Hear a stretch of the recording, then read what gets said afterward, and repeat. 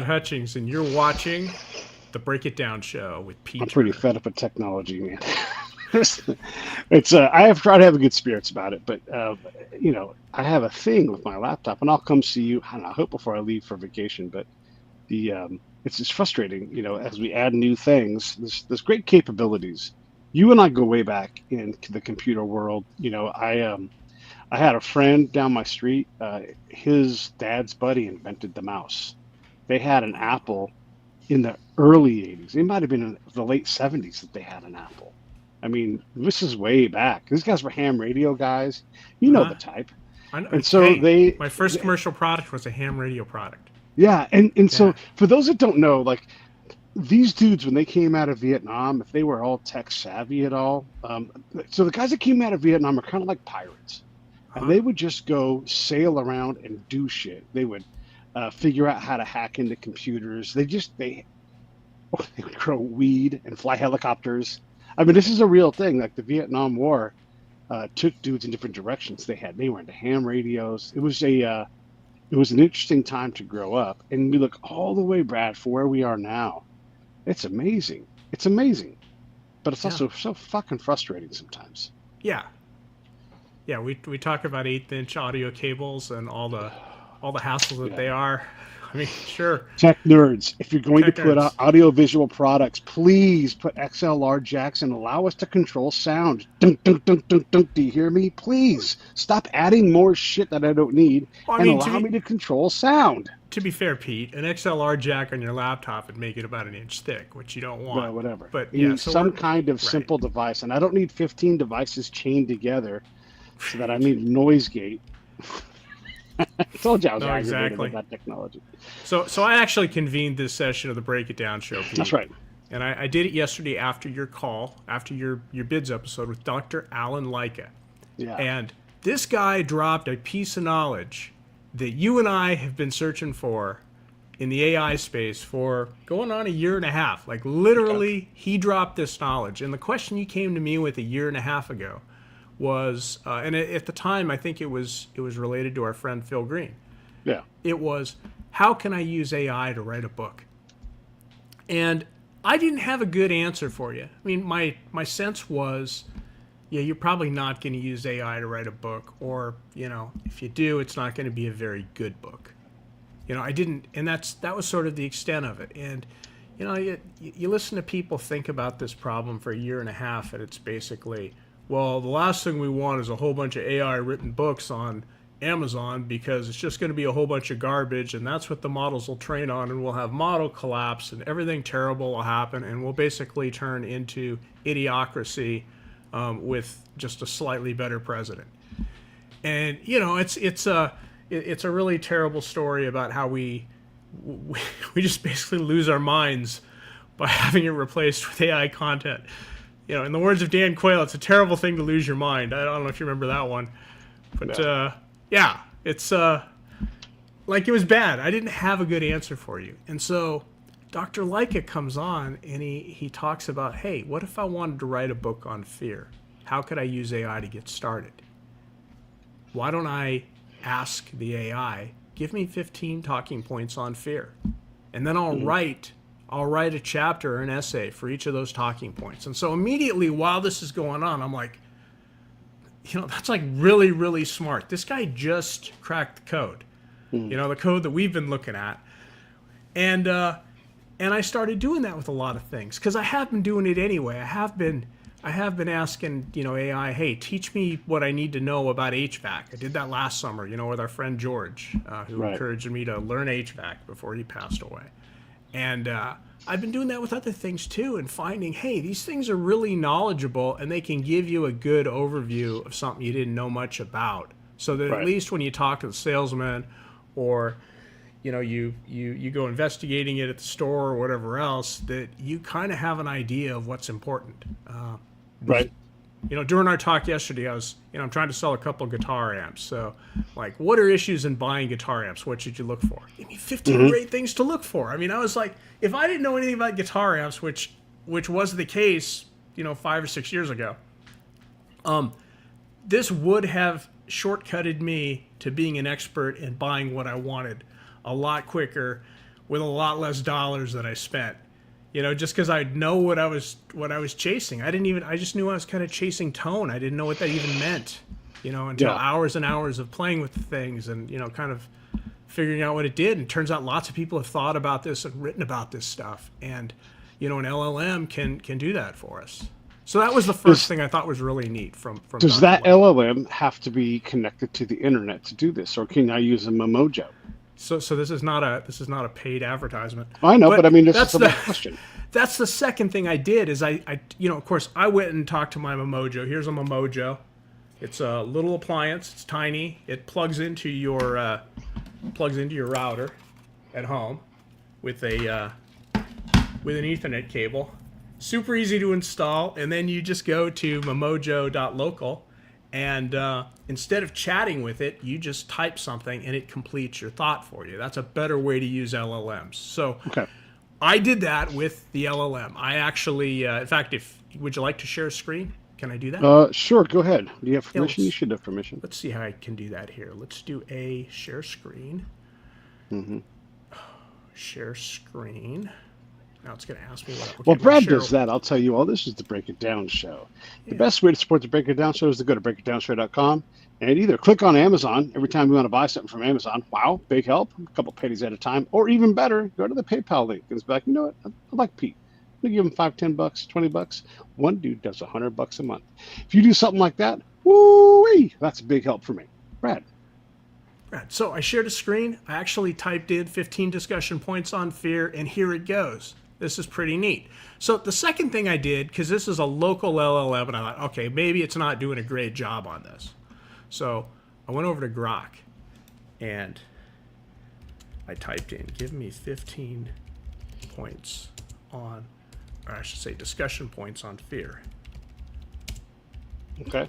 Because what I wanted to do is I wanted to compare a good cloud LLM like Grok to what the Mojo was giving me. And I'm prepared to say, hey, maybe it's not a great answer. Well, first thing is this is much faster because you're using, millions of dollars of hardware to do it. Right. They're very generous in giving you that. This is a little slower, but the funny thing is when you go and you look at these point by point and even the short explanations of them that are on each point, they're pretty similar. You should take each of those breakdowns Yes. and put them in the other machine's text window and have them evaluate it. Yeah, I could do that, but I mean, I was more interested in all I want is the 15 points. I'm not going to use AI to write these points. I'll actually write these essays if I'm trying to write a book on fear. They'll be my essays. But this does give me 15 titles. You know what? I could run this 3 or 4 times and pick the very best 15 topics that it gives.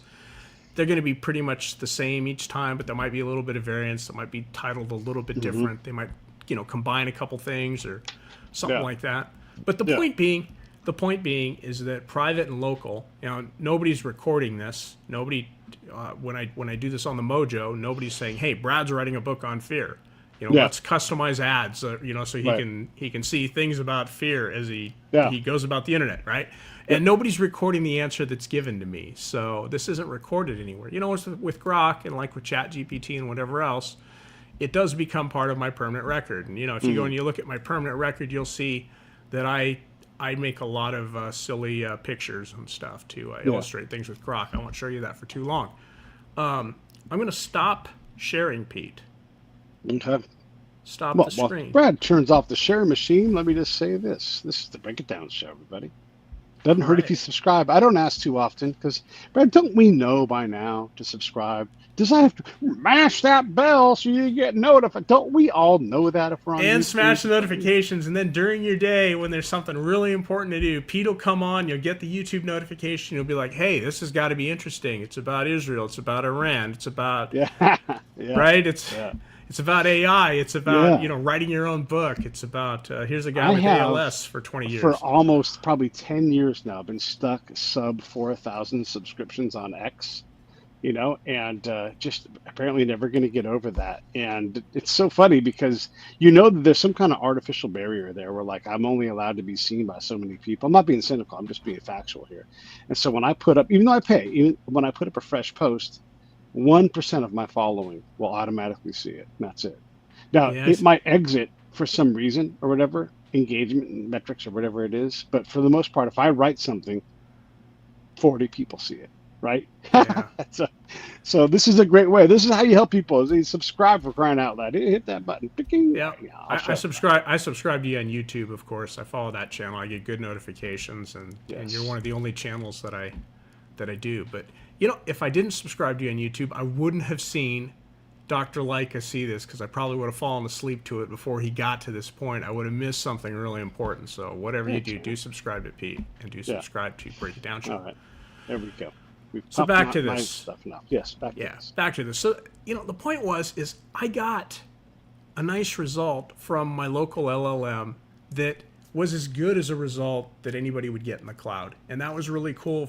For me to see that in real time while you're interviewing. I just want to clarify Dr. Lycka. what you're saying here is, you have your own product, which is and it's not a commercial. I'm just explaining to you guys.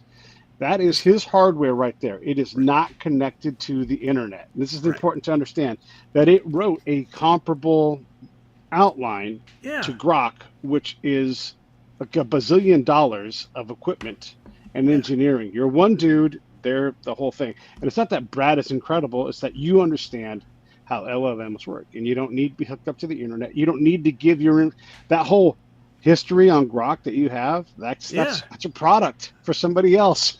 That's incriminating evidence, probably. I mean, I'm sure somebody's gonna stop the frame and see the nasty stuff, nasty pictures I try to create. If your other favorite guest of mine, of course, Dr. Wilfred Riley, if he were here, I would pitch a book idea to him, and it would be called "Lies the Liberal Tech Industry Tells Me." That's what I would call it. And let me tell you one of the big lies is that everything has to be in the cloud. It doesn't. The reason things are in the cloud, there's like two reasons. There's one is a useful thing. It means you don't have to install the software, and you always have access to your data. But that's really secondary, because the reason everything is not true. Right. Well, it should be true. We should be able to accomplish it. We don't do a very good job at it. How many times have you lost your cloud data to things? Or how many times does YouTube lights out something? We've eliminated this. We don't know what happened. Nothing we can do. We can't fix it. Right. You've been censored. You've been canceled. You've been, Or just we had a problem with our server that we would never admit to, whatever. But Right. So, I mean, that's one reason. What's reason number two? That can happen. Well, reason number two, and this is the big reason, is they like a lot of AAS business models. Now, that's spelled AAS, and it stands for as a service. So whether it's software as a service, whether it's graphics as a service, video on demand, video as a service, intelligence as a service, AI as a service, they like all these things because they can put a gateway on it and charge you monthly for it. And it's a lot easier to charge you monthly for something, and it's a lot easier to build revenues that way than it is to have to sell you every time you want to use it, because you can always say, hey, not this time. I'm not showing up at your restaurant. I'm not eating your food, and I'm not leaving a tip. Right. Whereas if they got your credit card, and this goes back to the early 2000s, is when people discovered, hey, I've got a database of credit cards. In fact, this was the huge selling point of PayPal to eBay. Look at Elon Musk's sort of origin story. PayPal was acquired by eBay because PayPal had a database of credit cards. Like that was the reason. Not just because PayPal was the most important payment method on for eBay at the time, that it just kind of arrives that way. Right. Because they had a database of credit cards, and that was like what was sold to the investors and whatever. We got this big database of credit cards, meaning we can charge people whatever the hell we want, whenever we want. And that's persisted as the default revenue model for all these companies that come up. Is if I can sell this to you as a service and bill you monthly, you're going to pay monthly, and we're going to have predictable growing revenues. Make a spread. You can make the spreadsheet. You don't have to be a spreadsheet whiz to make number of users, dollars per month. Okay, multiply those cells together, and then that's your revenue. That's an easy model. This is evidenced by a lot of different things that have happened over the years. This just goes back a ways now, but when Google bought Nest, first off, Google, guess what? Not an HVAC company. And so they're not buying the fact that they sell a lot of thermostats around here. That's not the point, right? And so that cloud access to whatever data Nest grabs, because understand everybody, almost $4 billion, I think it was, more than 3, less than 4, right? In that zone for fucking thermostats. Do you think Westinghouse is competing and going to sell off their brand? No, because they got a Mercury switch and a little thing, and that's not what's driving the market. It's this access to information in the cloud. Yeah, and of course, with a with a thermostat, one of the cool things you can do is like control your temperature from outside your house. That's pretty cool. And we've got one of these here. I upgraded the router and it's no longer connecting to the router, so I gotta fix that. But it's not a Nest, and it doesn't have a this particular one doesn't have a cloud service per se. It's got an app, and then you can log in and set it, but it doesn't track your usage, or send you usage tips in the mail, or Right. whatever else. You'd take care of the planet a lot more if your house was set at 82.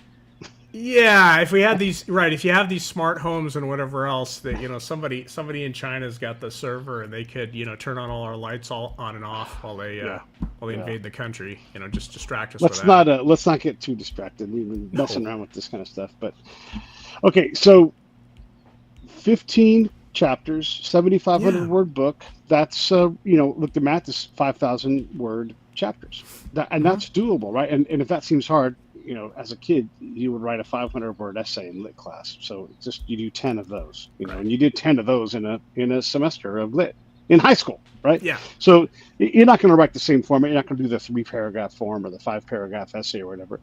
But yeah, I mean, that's a manageable thing. And even then, I would imagine this thing's probably pretty good at giving you sub points and outlining this thing into a smaller level, so that you have 7 points now to create your 5,000 word essay that you have to do for chapter 2. If I wanted to, I think I'm a voluminous enough writer that I would take my chances. Yeah, but if you're not, though, right? If you're not, yeah, sure. If you wanted to, I think. Okay, I guess the point I want to ask you is not for you, not for me, but for someone who's like, I'd like to write. This is what Lycka was talking about, like write a book, become an expert, write a book. How far into you drill? Because it'll write the sub. It'll take each sub point and write 250 words of text. I mean, you can do that. I don't think it'll be a great book. I think people will be able to tell. Hey, I'm not saying you publish that book. No. But now you could certainly generate it and use it as a prop for here it's printed, send it to a publisher. Here, this is what this is going to look like. You guys go work on the cover. I'm going to actually work on writing these essays myself or whatever. We can prototype with it, sure. Or maybe you do want to write a book with it, and maybe somebody would read it if you prompt it right and stuff. You know what? This is the thing, Pete. Is I think we get distracted by the possibilities, and we get distracted by the possibilities, and we forget what this amazing thing just did for us. Okay, if I'm staring at a blank page and I want to write a book on fear, where am I going to get my 15 topics? Like, where would I do that traditionally? Well, you know what? I'd probably go to the library. I'd probably read a lot of books.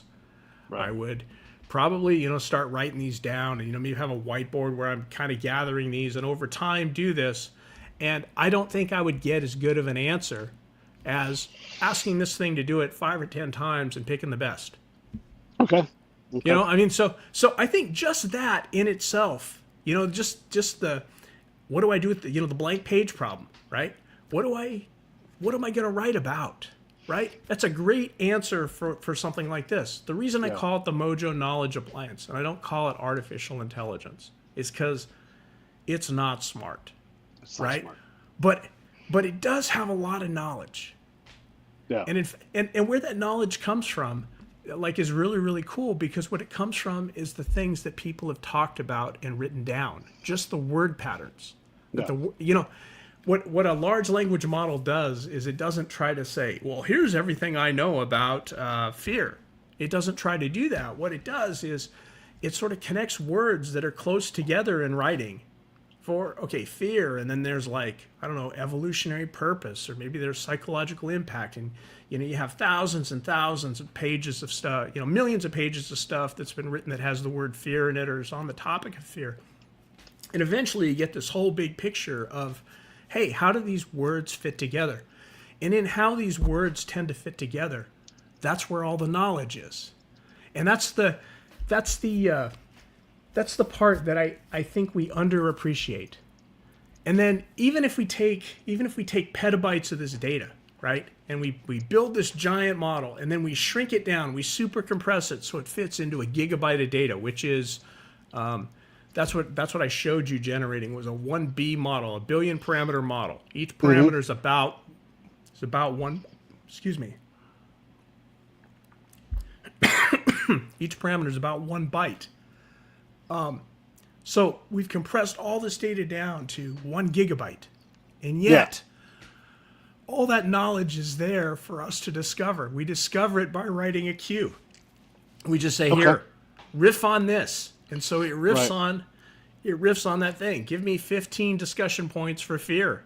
And it comes up with, a nice list and a nice, for each item, it comes up with a sentence or two, just like Grok did.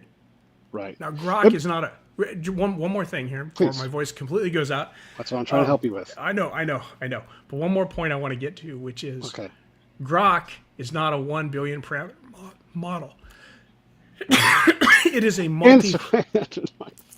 multi-hundred billion parameter model. Perfect. Yes. Okay. Go ahead. Okay, so we had to say that, and I want to give you a chance to get your throat together, get yourself a little sippity sip.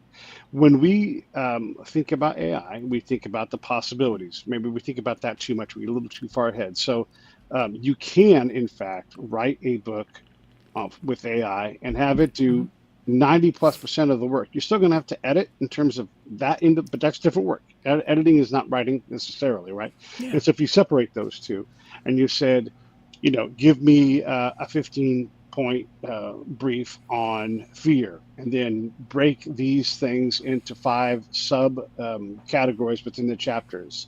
Cross-reference, make sure you're not doubling things up. I need to know the 5 essential citations to have for each chapter, or whatever it is, right? See, I think you're probably getting into what you're getting into there is facts, and they don't do good at facts. It does good at knowledge. They're two totally different things, right? Okay. Yeah. Right. A fact, Pete, is one answer. Yeah. Right. What these things give is they give an answer. Mm-hmm. Right. So if you're in a space where an answer is what you need, I just need a list of 15 things that I can go look up and I can go, just work from. Right. Yeah. You can give me any 15 things, and as long as they're relevant, I'm going to end up with a great book. There's a possibility I could execute this. Right. Yeah. But. Uh-oh. We got some dog activity. We got dog activity in the back there, yes. Yeah. Okay, I appreciate you saying that. While you were talking earlier, I ran a thing on Grok because one of the things that does happen is the preponderance problem presents itself. And so I asked Grok, because you'll see people do this. They'll let me ask Grok about this. And maybe it's for entertainment value, and maybe it is for hey, to prove a point, right? And we already know, you and I know, if you say, hey, go reference this website, Grok doesn't do that. So if you say to Grok, and I'm saying Grok, ChatGPT, all of them, evaluate for me quesopaper.com, it doesn't know. And it's going to make things up, and it can whole cloth invents these things, but in a way that will gaslight you. And so you're like, oh, it must have done that. So try that out for yourself, and then go to quesopaper.com and see what happens.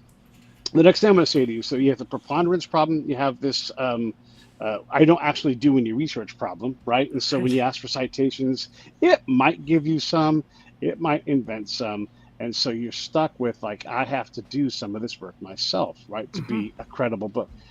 So I looked up on Grok and I said, tell me about the A's stadium build on the Strip and where it's at. And it's got a lot of the information, right? But it's months old, right? Which is, look, that's fair, right? It doesn't know that, right? They currently they're drilling and filling piles with rebar and concrete. They don't know that that's happening. They don't know that they've done some other work.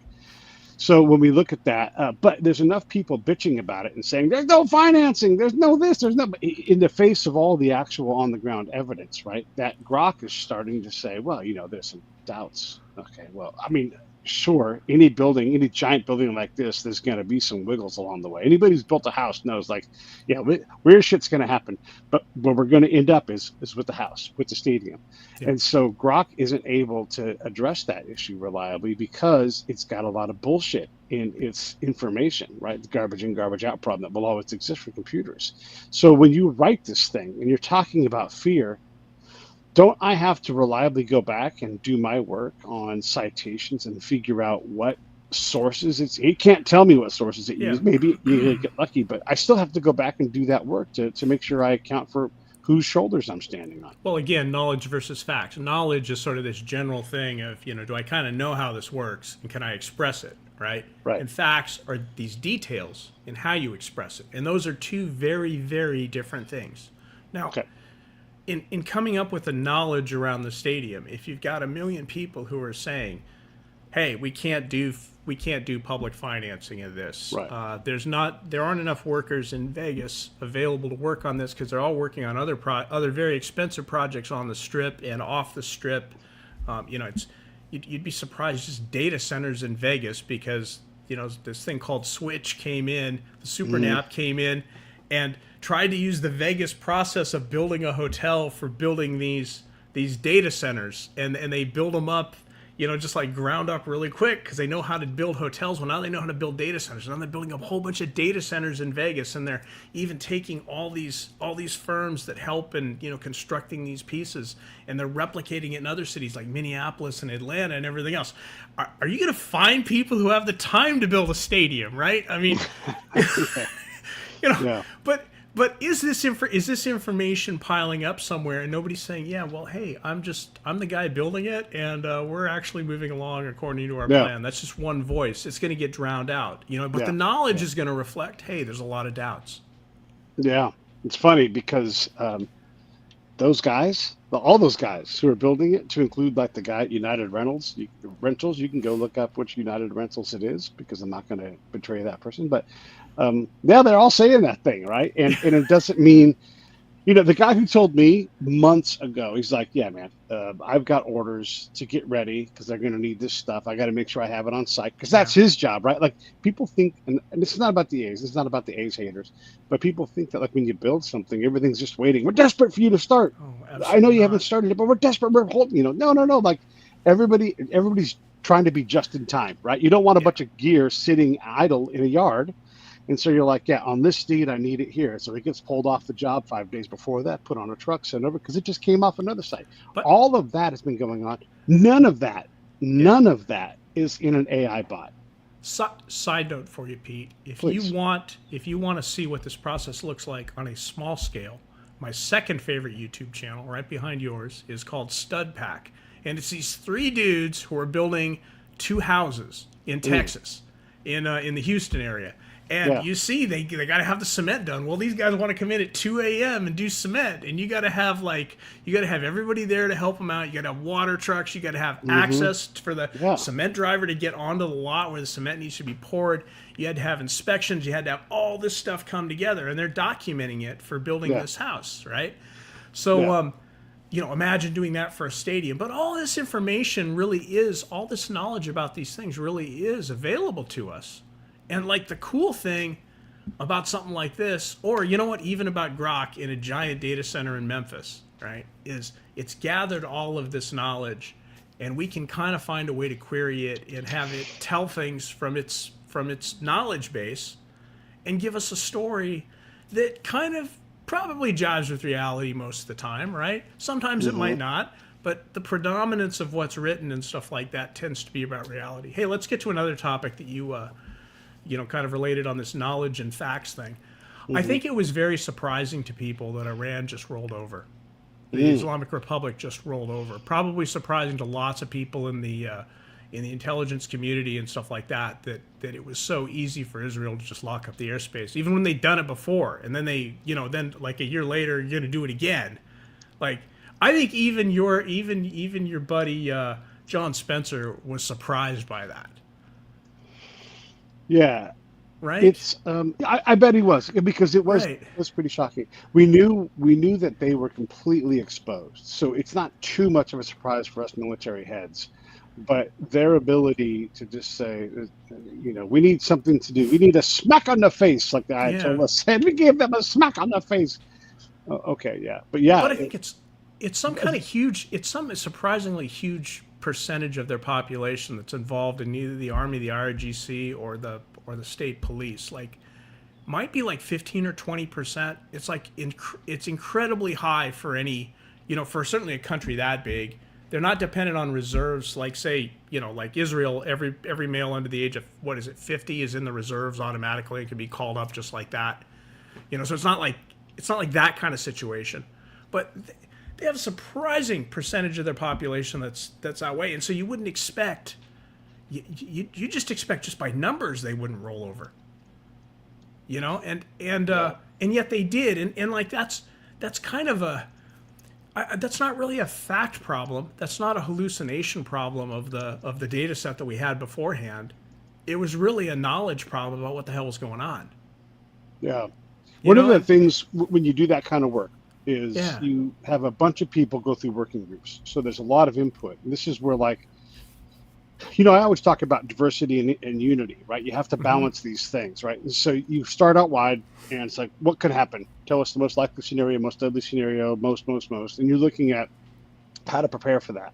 And so you have all these competing theories, and they sort of fight their way through the working groups until you end up with these 3 courses of action. Here, boss, here's what we recommend. It might go this way, it might go that way, it might go that way, and everything else is sort of not worth worrying about, right? We've gotten to the essence of the problem. That's called the military. I'm doing a very brief version of the military decision-making process. But you have to have 3 distinct courses of actions. We call them COAs. If they're not distinct, then go back to the drawing board and come up with 3 different things. So when you look at this, you're going to say, how likely is it, or what would it take to make Iran be completely exposed? Like, well, Israel would have to go in and whack all of the surface-to-air assets. There's a lot of stuff in that, but we'll just say that's the premise. Okay, so whack all these surface-to-air pods that are going to take us out, and have air dominance. Okay, well, how do we do that? And then you back up before that. Well, the Israelis need to have 27 F-55s. We need to have on standby and stationed this. We need to have this many fuelers. We need to have AWACS flying. Double time. Whatever. Yeah. And all these things go into this whole process, right? So when they do it, at some point, it's just like, this is the path we've chosen. And this is where the unity comes in. Option A, option B, option C. And the boss looks around and goes, option C. And everybody's like, oh, God damn it. I mean, yes! Yeah. But I mean, you look at this last month in retrospect. Yeah. And if people had known that it would go this way, this would have happened years ago. Oh, would have done ages ago. Yeah. But we didn't, we certainly didn't think it was. And so, kind of our knowledge changes. But isn't it interesting? That's a very managed knowledge set. Yeah. It's like, and goes military, goes diplomatic, goes executive, in multiple multiple countries and the whole thing. We in a gigabyte, just in the language that we speak and we've written, can capture a much more enormous knowledge set, a sentiment set, and query it and stuff like that. And then, sort of getting around, Pete, we're not appreciative enough of what we have there. We're not appreciative enough that I can say, hey, give me 15 bullet points to start with. What does that do for my process? It does amazing things for my process. Yeah. Like I'm not sitting around thinking about it for a year. I can start writing and start acting, even if I never use AI for another thing. I'm still struggling with the part of the problem where, okay, so I get my 15 points and they look great. How do I know I'm not being gaslit? Let me back this up. When I look at the A's stadium and someone's like, the GMP doesn't have an agreement to start, I'm like, motherfucker, they got offices on site, right? The United Rental dude back in February. They're literally digging. They literally have the shovels out in the office on site, right? That's right. and they're doing it. Like they have dudes in hard hats and they're like, I've got one construction worker who says we're just moving dirt around. Like, motherfucker, look at the goddamn ground. Look what's happening. They've moved all this stuff. It's a totally different site. Right, of all the places you could not get away with that, too. You could not get away with just dicking around in Vegas. Like, everything moves so fast. It's a plain sight, right? And so I'm saying, when you look at that and you think, see, this is evidence of it, because some Bay Area reporter has a hard-on for John Fisher and can't be bothered to do their job professionally. These folks are captured by this. What I'm saying is not to pick on them. Forget about them. They're just an example of when you see that. So if Grok kicks out an answer saying, hey, there's doubts about financing, and maybe there is, because nobody walks up and goes, here's all my money. Right. Just start spending it That's not how these things work, Like ever, right? that's Like there's some money up front to get started for sure, and there's tranches of more money, tranche, and if we hit a tranche and go bad, that happens. Okay, great. But is anybody anticipating that? Do you think these companies are involved in this? None of that is in AI. None of that. right, None of them are going to talk about tranche financing and what it takes to get to the next tranche. None of right. them are going to do that. Fog of Why? war right now. But Yeah, 2 years from now, when this thing is complete, the A's are playing, yeah, or they're getting ready to open the stadium, whatever they're right. doing. Okay, Yeah. you'll be able to look back, and there will be all sorts of stories told about how this was done, and it'll actually fit into the knowledge in our language, which Hmm. is Yeah. amazing, Yeah. right? Yeah, Yeah. But those details, the things that you have to know yourself about fear, about yeah. construction of stadiums and I should, everything, yeah. I some should of go and that I should go and has to be investigate that. right. Yeah, Right. I don't. I mean,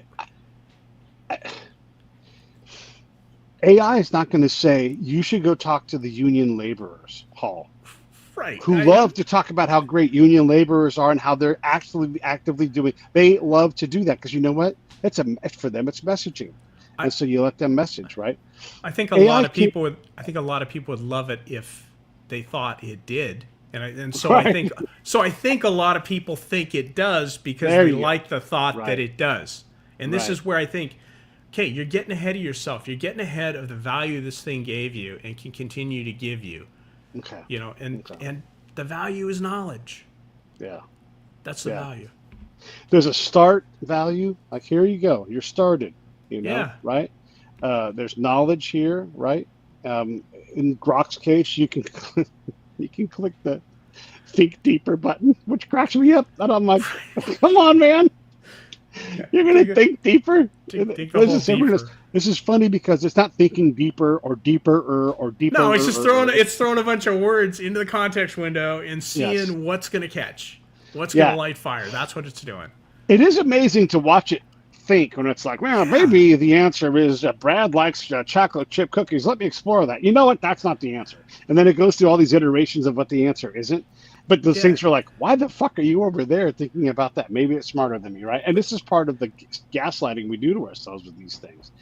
I'm all for AI and all the things that it can yeah, do, but you have to understand what it can't do and where it has strong points. That's one of the things we've talked about quite a lot. You've taught me a ton about this. Is one, it doesn't have to be hooked up to the internet. It can hmm be your own private thing, especially if you're doing. Like I do a lot of client work. I'm not putting that stuff in the cloud. I'm not yeah. doing that. Can't. Right. You Right. shouldn't. Right. And my own IP, I shouldn't be putting in the cloud. So if I'm Hmm. writing a script, I'm not going to ask Grok what the script is going to be because Right. I'm just going to protect that knowledge. Don't expect one answer. Ask Right. for an answer, and then ask yourself, "Hey, is this a good enough answer for what I'm trying to do?" And Right. then you don't get gaslit because Yeah. you don't think that it's the answer. Pete, I've told this story on your podcast a few times, and this goes back to what it's thinking about what cookies Brad likes when I hit deep think or whatever else. Yeah. So DeepSeek was the Chinese model that came out earlier this year, and my favorite logic problem to give these things is Brad, the boat, and Mona. And the Hmm. boat can hold one person and one animal. Get Brad from one side of the river to the other side of the river in the fewest trips possible. And every LLM for the past year and a half, from the biggest to the smallest and whatever else, it'll take 3 trips, 8 trips, 9 trips. DeepSeek, running that like 20 times. I got Yeah. one time where it was in its thinking thing, and it's just throwing words in to try to get something to catch fire, and it comes up with, well, if Brad and Mona go in the boat, then Brad and Mona are on the other side, but this can't be the answer because it's too easy, right? Just that's amazing, right? Yeah. And it's not, remember, it's not thinking. What it's doing is it's putting word combinations together, and by just blasting them all together and using this predicting the next token thing, it's coming up with a plausible reasoning scheme Yeah. that might not be a real reasoning scheme. And then it's taking that plausible reasoning scheme and it's constructing an answer after the thinking portion. Yeah. When you think about ways to use AI that are not about writing a book and Yeah. not about just making up a funny story, what can a day-to-day person do? Like whatever that they run a small consultancy or they're in accounting for a mid-sized company. How do they use AI? So I would just say, like, you would everybody likes to 10x their lives. That's what it's all about right now, which is Right. just, first off, it's total bullshit because you've numerically assigned something that can't be measured and you don't want to measure. And then number Right. two, it's total bullshit, just the number itself. Plus, I 11x everything. Right. Right. Nobody thinks of that, right? Turn it up to Right. 11, right? I mean, Yeah, nobody even, exactly. like, that joke was, Christopher Guest and company, kind of Yeah, made that joke 45 years ago, right. right? 6-minute abs. Right. You imagine 5 minute abs and you're sitting there with a 5 minute counter doing that? Yeah. Like, there's no way. And then, 5 minutes, I'm not tired at all. I'm done. That's all I got to do. No, that's not how exercise works. It's not how people work. You get to 50 seconds and you're about dead, and you're like, yeah, I'm Yeah. not doing the 5 minutes. I'm not going to throw up for this for the next 4.5 minutes and then throw Yeah. up for the next day. It's just not. Right, but 5 minutes is the gimmick. It's a specific number, a specific goal, and you're going to reach that because that's how we've numericized it. Tell you this, Pete. Anything that comes my way now that I hear and is interesting to me, I started this yesterday. I got a whole list of them here, but 15 discussion points on this, and I feel, and you know how I am with hobbies and stuff. I mean, you've known me long enough to know that I can just like pick up a hobby. I will become like 80 to 90% proficient at it, and then I might take it somewhere or I might not. Okay, and this is a lot like my grandfather did. My grandfather had stained glass cars, engines. He rebuilt a transmission when I was rebuilding an engine. He learned how to paint, with a paint gun. He bought all the old parking meters from Grants Pass, Oregon, in an auction. It turned out to be like $1 a piece, and he had several thousands of these things. And he was gonna make these things that would go in everybody's. There you go, right? Ghost Rider, terrific. He was gonna make all this money, like fixing up these parking meters and making them things to put in your bathroom. So you'd put, Yeah. the guests would come in, they drop a nickel in, and they have 20 minutes or whatever else, right? And he was going to do all this stuff. And he had a whole room lined up with these things stacked up. And he made this little production thing where he's making steel pipes to put them on and the whole thing. Like, okay, he would come up with a hobby. He would figure out how to do it 80, 90%, be as good as like the best people. He would even go to the best people and get training from them. And I've done that with some things too, like guitar painting. He would become 80 or 90%, and then he'd decide, hey, is this the hobby I'm going to do? And the answer was probably no, I'm going to move on to something else. So I would say I could 10x his thing just by seeing things that are interesting during the day. And here, give me 15 discussion points on this. I wait a minute, I see this, and I'm like, that's something I might want to look into deeper in the future. Yeah. Right? Yeah. That's how I would use people have said, well, you won't use AI for question and answer and facts and everything. You use it as a buddy. You'll use it as somebody to talk to. Well, that's not really using it as a buddy. It's kind of sad. Right, that is a sad thing. But you know what? Here's this, not a real buddy. or Pete, it's a talking frog joke, right? Engineers walking along, frog. Hey, engineer, pick me up. If you kiss me, I'll turn into a beautiful princess, and we'll have 3 kids, and we'll live in a castle you'll never want for money in your life. Blah blah blah blah blah. The engineer takes the frog, puts him in his little engineer pocket, right next to the pen and the glasses. 2 weeks go by, frog says, hey engineer, why haven't you kissed me and turned me into a beautiful princess, and we live happily ever after, never want for money, blah blah blah blah blah. He's like, yeah, that's not really what I want, but a talking frog, really fucking cool, right? This is where we should be with AI. Okay. I don't want AI, I don't want AI agents effing up my bank account. I don't want AI to control all the lights in my house. Right. I don't want AI to write my PhD thesis for me. Yeah. But right. Yeah. I kind of like this talking frog. Or that my I can Supreme Court Right. I don't want dissent. to.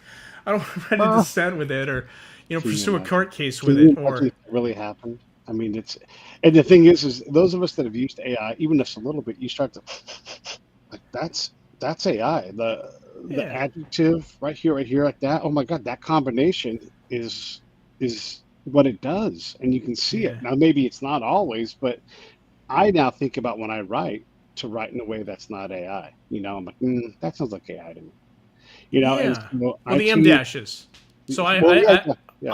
I have a bookmark to copy an M dash to a page that has an M dash on it that I can copy and paste it in, and I do Hmm. that liberally because that sets people off. It's just Yeah, amazing, and they're yeah. like, "Oh, this is definitely not AI, but he used the M dash. It has to be AI. He's got the smartest AI ever." Well, no, I Hmm. actually write this stuff myself, but I use the M dashes Right. liberally because I always did use the M dashes liberally when I had a Mac. It was just Option M or Option Hmm. dash. That's how I did it. Don't know how to do it on Windows. Used to.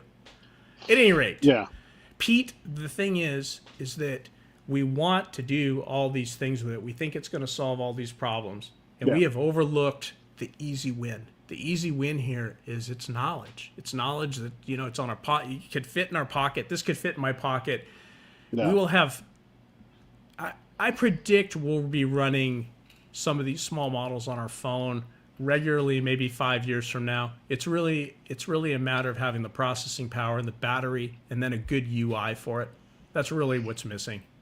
But Yeah. it's certainly capable if you can keep your phone plugged in all the time. Right now, you can do it on a good phone.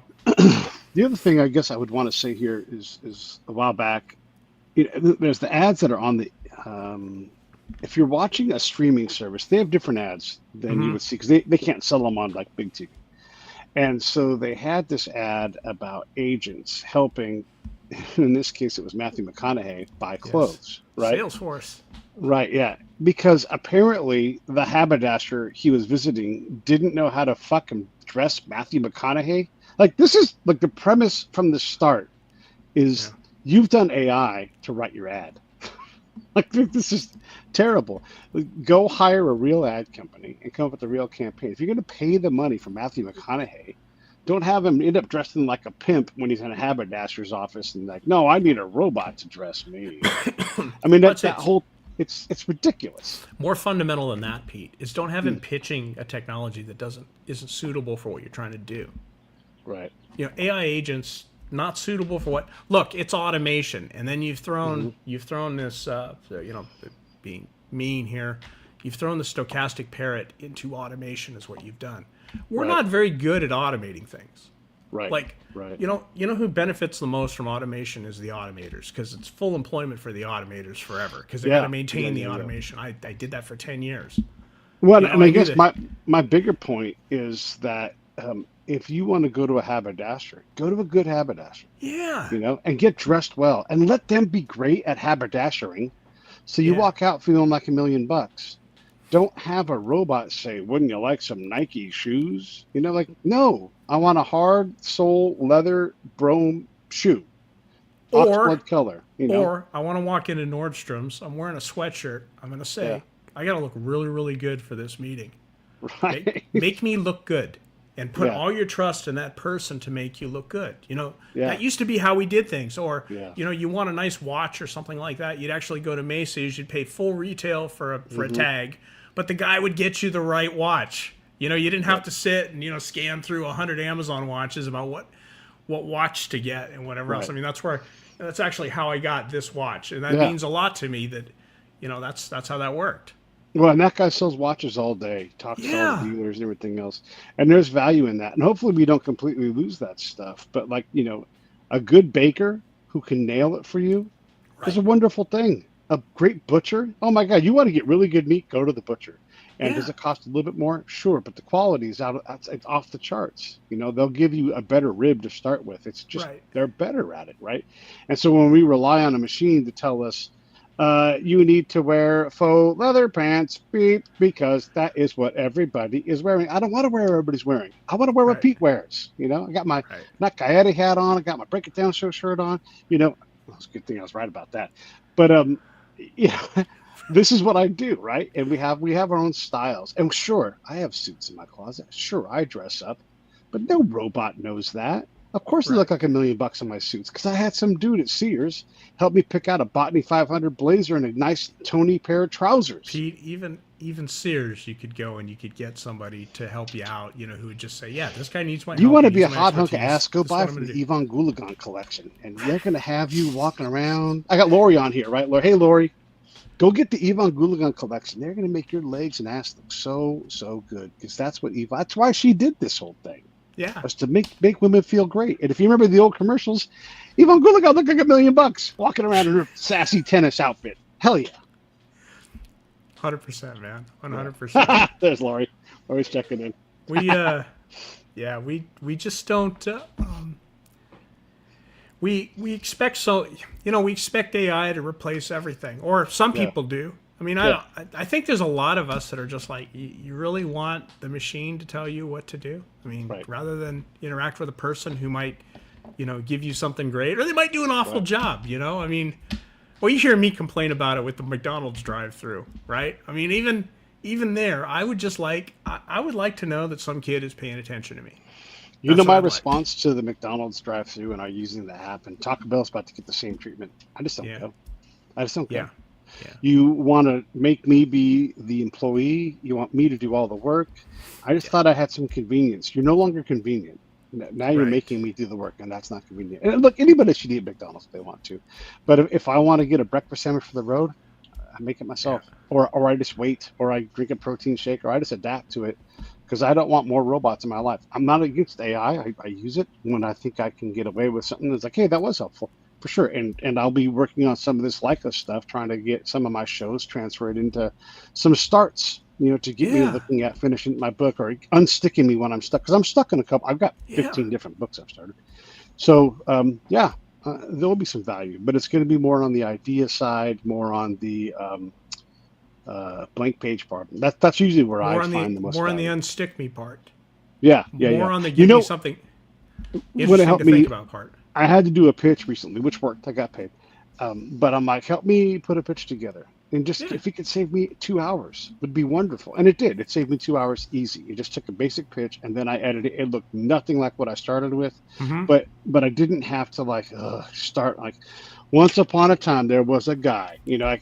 It was all started and I was able to put it together. And I'll go back to that well again and again. And I don't mind doing the 4 hours of work to put a pitch together or whatever. But now Mm-hmm. I'm doing it from I'm in a happier mood, and that alone for me is worth it. Right. Yeah. But it's not. It's you directing the AI to help you with the things that Right. you want, not Right. the AI telling you how to do things, or you Hmm. saying, "Go do this," and I'll just take the result. Yeah. That's not what I've it ordered is. you some pants. You Yeah. look like you need some non-pleated chinos. Beep. Right. Like the thanks. Right. Or okay, you go do this, and then I will edit it, or I will check. I will do a fact check, or I will check all the links. Like, absolutely nobody does that. You know what nobody likes to do? Nobody likes. Like, Pete, here's the thing. Before AI came along, could you find anyone who's interested in editing anything? No. Absolutely freaking not. You edit Yeah. your own stuff, damn it. Nobody Edit your wants own to do stuff. that. Now we're like, oh yeah, hey, yeah, I'll write it. I'll edit it gladly. No, you won't. You look at it and you just pass it on like it's the real thing and hope nobody checks it. That's what you're gonna Mhm. do. Yeah. Yeah. Like, Even if that's it's a yeah, Supreme Court decision, you might even try that. If right. that really happened, oh my God. Yeah, or she's just that It's dumb. it's so far beyond the pale. My default is that's bullshit. Yeah, But you hope. is it beyond the pale? And so I'm gonna give all the Supreme Court justices the ability to be smart because they are, to be Yeah. talented, to have the pick of all these talented lawyers around them that are up and coming.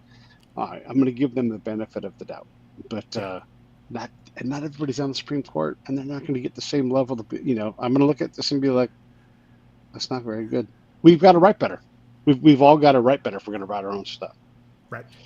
Right. And hopefully we do. Hopefully it gives us more reps at writing. I mean, that's Yeah. we talked about this before, was giving you reps. The AI giving you reps to do things, and that's Yeah. sort of fitting into that thing as well. But anyway, I just to sort of wrap up, because we're at wrap up time. Absolutely want to thank our your friend Dr. Allen Lycka for coming on your show and giving us something to think about and giving us giving us a solution to a problem we've been racking our brains about this. Sure. It's like Sure.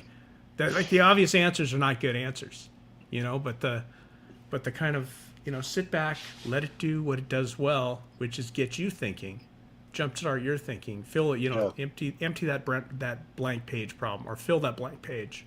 Cool. I Yep. appreciate you doing that. Just for anybody who wants to look, there's the little episode with Dr. Allen Lycka, one of the two Yep. episodes we did yesterday.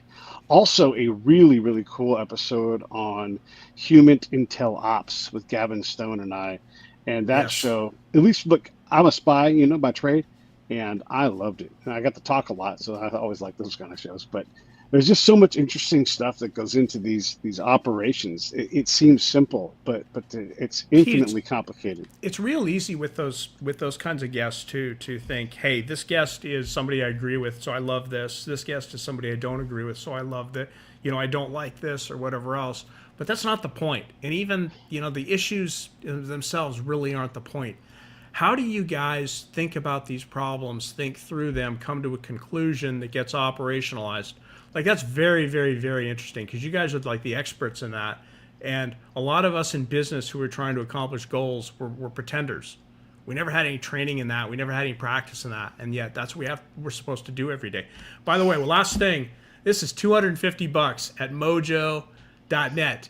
And then if you are like a really, really smart person and want to build your own, I have the open source software for the server.